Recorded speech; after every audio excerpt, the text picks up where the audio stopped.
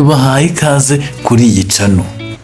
Tugiye kuganira kuri byinshi mutamenye ku itsinda rya Dorcas na Vestine. Ubu ngubu umwe muri bo ari we Vestine akaba yamaze gusezeranya imbere y'amategeko. Ese ukimara kubona iyi video watekereje iki? Icyo watekereje kitwandikire muri comment. Ikaze. Uyu mugabo usezeranye na Dorcas ni muntu ki? Kurikira video neza urebe ngo ni muntu ki. Ese afite imyaka ingahe? Afite imitungo ingana iki? Akomoka mu kihe gihugu? Ibyo tugiye kubabwira.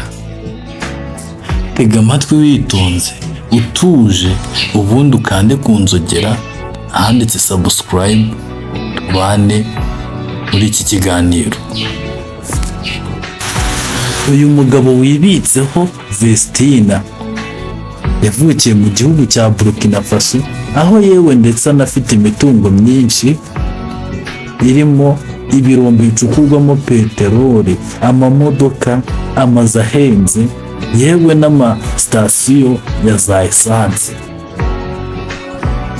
Afite imyaka 44, yize amashuri menshi, afite amafaranga menshi. Dorcas na Vestine muri makeya nubwo batandukanye ariko ntabwo umuziki wabo uhagaze. Yewe baturutse no gutangaza ko baba bafite indirimbo nshyashya benda gusohora. Wakoze kubana natwe, turakurarikira kuzabana natwe mu kiganiro cy'ubutaha. Kanda share, kanda like, uduhe comment y'aho bitagenze neza ndetse naho byagenze neza utubwire.